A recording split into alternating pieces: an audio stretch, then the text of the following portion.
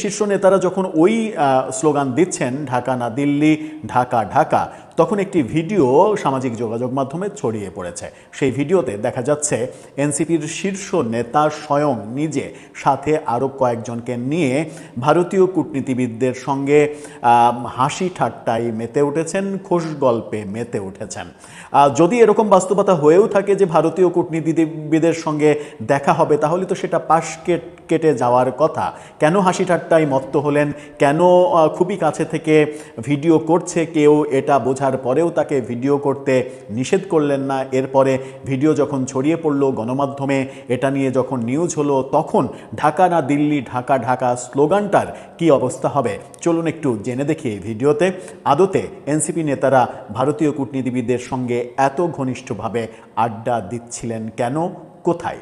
থাকবেন পলিটিক্স টিভির নিয়মিত আয়োজনে। দর্শক, বলছিলাম ঢাকা না দিল্লি, ঢাকা ঢাকা, ভারতের যে গোলামি, সেই গোলামি আর করব না, ভারতের মানে চাপিয়ে দেওয়া কোনো কিছু আমরা মানব না, ভারতের সঙ্গে মানে সম্পর্ক রাখবো না, ভারতীয় দূতাবাসের ইট খসিয়ে নেব, ভারত আমাদের উপরে নির্ভরশীল, আমরা যদি সব কিছু বন্ধ করে দিই ভারত না খেয়ে মরবে, এরকম নানা ন্যারেটিভ প্রফেসর ইউনূস সরকারের 1.5 বছরে তৈরি করতে আমরা দেখেছি। কিন্তু যখন আমরা দেখি যে ভারতীয় কূটনীতিবিদদের সঙ্গে সেই নেতাদেরই শীর্ষ নেতারা আড্ডায় মেতে উঠেছেন, তবে কি ব্যাপারটা এরকম যে স্লোগানের সময় একরকম আর ভেতরে ভেতরে অন্যরকম?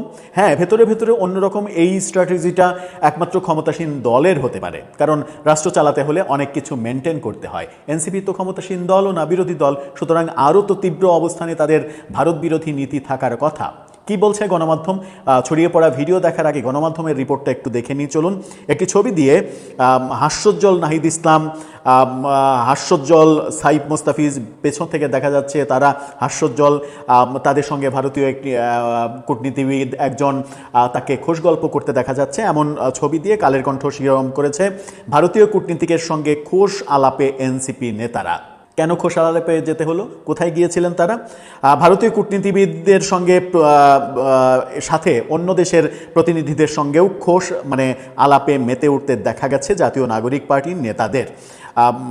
সেখানে গতকালকে সন্ধ্যায় রাজধানীর গুলশানের একটি হোটেলে এনসিপির প্রতিষ্ঠাবার্ষিকী উপলক্ষে বিদেশি কূটনীতিকদের সম্মানে আয়োজিত ইফতার মাহফিলে এমন দৃশ্য দেখা যায়। এনসিপির আয়োজন, সেখানে ভারতীয় কূটনীতিবিদদের তারা দাওয়াত দিয়েছে। ভাবা যায়, তারা দিনের বেলায় রাতের বেলায় সব সময় ঢাকা না দিল্লি, ঢাকা ঢাকা স্লোগান দেয়, আবার তাদের নিজের আয়োজনে ভারতীয় কূটনীতিবিদদের তারা দাওয়াত দিয়েছে। তার মানে ব্যাপারটা কি এরকম যে মানে সংসদ সদস্য হওয়ার পরে কিংবা নির্বাচনে অংশগ্রহণ করার ফলে জামাতের সঙ্গে জোট করে কোনো রকমে 6টা আসন পাওয়ার পরে তারা বুঝতে শিখেছে যে ভারত বিরোধিতার রাজনীতি ওটা মানে রাজপথে কিংবা শাহবাগের মানে ময়দানে দাঁড়িয়ে ওটা দেওয়াই যায়, কিন্তু বাস্তবতা ভিন্ন। দেশের দায়িত্বশীল জায়গায় গিয়ে এই কাজগুলো করা যায় না। অনুষ্ঠানে উপস্থিত নেতারা কূটনীতিবিদদের সঙ্গে সৌজন্য সাক্ষাৎ এবং খোশ গল্পে অংশ নেন। খোশ গল্পের ব্যাপারটা বোধহয় কালের কণ্ঠের এই ছবি কিংবা শিরোনাম দেখে আপনাদের বিশ্বাস নাও হতে পারে। সামান্য একটু ভিডিও চিত্র আপনারা দেখে আসুন যে কীরকম খোশ গল্পে তারা মেতেছিলেন, যেটা সামাজিক যোগাযোগ মাধ্যমে ব্যাপকভাবে ভাইরাল হয়েছে এবং ট্রল হচ্ছে। দেখে আসুন।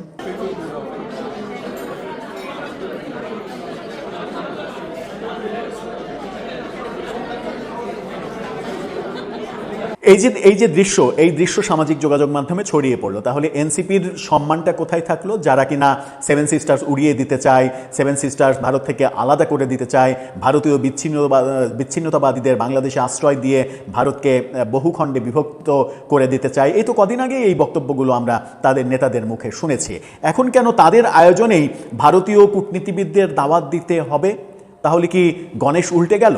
ব্যাপারটা এরকম মানে হয় যে যারা সরকারে যায় তারা যদি ভারত বিরোধী রাজনীতি করেও থাকে, যেমন বিএনপি সরকারে গেছে, এর আগে এবারের বিএনপির প্রেক্ষাপট পরিবর্তন হয়েছে। এর আগে আমরা বিএনপিকে দেখেছি যে তারা মূলত ভারত বিদ্বেষী রাজনীতিই করেছে, কারণ তারা সেই সময় যাদের সঙ্গে জোট করে রাজনীতি করেছিল তাদের সঙ্গে জোট করে ওই ভারত বিদ্বেষী রাজনীতি ছাড়া আর কিছু উপায় ছিল না। কিন্তু এবারের প্রেক্ষাপটে এসে একটা পরিবর্তিত বিএনপিকে আমরা দেখছি। বিএনপির মহাসচিব তারেক রহমান তাদের বক্তব্যে স্পষ্ট যে স্পেসিফিক কারো বিরোধিতা করা কিংবা কিংবা প্রতিবেশীর সঙ্গে সম্পর্ক নষ্ট করা এটা কখনো রাজনীতি হতে পারে না।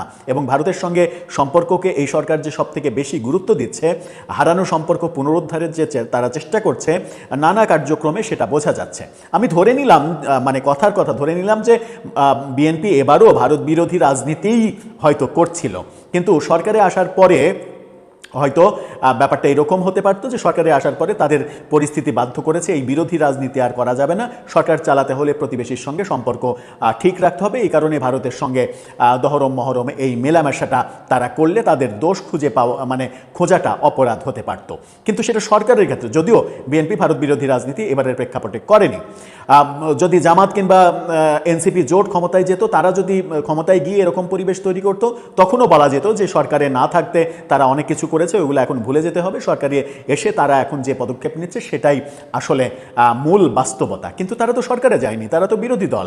তো বিরোধী দলে আবার মানে এনসিপির এই দলের সঙ্গে আমরা দেখলাম যে গতকালকেই চলে যাওয়া মার্কিন পররাষ্ট্র প্রতিমন্ত্রী পল কাপুর, তারা এনসিপির সঙ্গে বৈঠকও করেনি।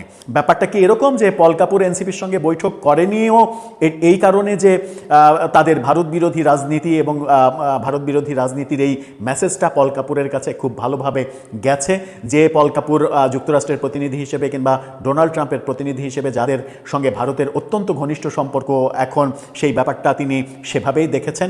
এই কারণেই এরকম একটা চিত্র আমরা দেখেছি যে ভারতের সঙ্গে যে দূরত্বটা তারা তৈরি করেছে সেই দূরত্ব এখন ঘোচানোর চেষ্টা করা হচ্ছে। কিন্তু এটা যে স্ববিরোধী, এই রাজনীতি যে স্ববিরোধী রাজনীতি, আপনি এতদিন গত 1.5 বছর ধরে ভারত বিরোধী ন্যারেটিভ তৈরি করা প্রতি মুহূর্তে, আপনার রাজনীতি তো আসলে কিছুই ছিল না, রাজনীতিতে শুধুমাত্র 2টা ইস্যু ছিল। এনসিপির রাজনীতিতে 2টা ইস্যু, একটা হচ্ছে আওয়ামী লীগের বিরোধিতা করা, আর একটা হচ্ছে ভারতের বিরোধিতা করা। নিজস্ব ন্যারেটিভ বলতে কিছুই আমরা তাদের জন্মের আগে থেকে পরে পর্যন্ত এবং জন্মের পরে 1 বছর যে পেরিয়ে গেল, এই 1 বছরে আমরা দেখিনি। তাদের রাজনীতির মূল উপজীব্য বিষয়ই ছিল ভারত বিরোধিতা এবং আওয়ামী লীগ বিরোধিতা। সেই জায়গা থেকে তারা কি বেরিয়ে আসতে চাচ্ছে? এই দৃশ্য কি সেটাই বলে যে সেই জায়গায় তাদের স্টে করা আর সম্ভব হচ্ছে না? সেই জায়গায় স্টে করলে তাদের রাজনীতির মানে আকাশে কালো মেঘ জমতে পারে, এরকমটা মনে হচ্ছে। কিন্তু কেন তা মনে হবে? বরং ভারত বিরোধী যে ন্যারেটিভ তৈরি করে জনপ্রিয়তা অর্জন করা গেছে মুষ্টিমেয় একটা সংখ্যক মানুষের কাছে বাংলাদেশে, এবং প্রফেসর ইউনূসও ভারত বিরোধী ন্যারেটিভ তৈরি করে যে মুষ্টিমেয় অংশের জনপ্রিয়তা তৈরি করার, মানে অংশের কাছে জনপ্রিয় হতে চেয়েছিলেন, সেই ব্যাপারটা অব্যাহত রাখলেই বোধহয় ভালো হতো। এই ভারতীয় কূটনীতিবিদদের ইফতারে দাওয়াত দিয়ে তাদের সঙ্গে হাসি খুশি হো হো হা হা করে হাসাহাসি, এটা ব্যাড মেসেজ দেয়। এটা এই মেসেজই দেয় যে আপনাদের ওই ঢাকা না দিল্লি, ঢাকা ঢাকা এই স্লোগানটা শুধুমাত্র জনপ্রিয়তা তৈরি করার স্লোগান, আর কিছুই নয়। সেই স্লোগানের বাস্তবতা আদৌ ছিল না। দর্শক, আপনার কাছে কি মনে হয়? আপনার মতামত জানিয়ে লিখতে পারেন আমাদের। দর্শক, সম্পূর্ণ ভিডিওটি দেখলেন, আশা করি বিষয়টি বুঝতে পেরেছেন। এই নিয়ে আপনার গুরুত্বপূর্ণ মন্তব্যটি অবশ্যই কমেন্ট বক্সে জানিয়ে দিবেন। ধন্যবাদ।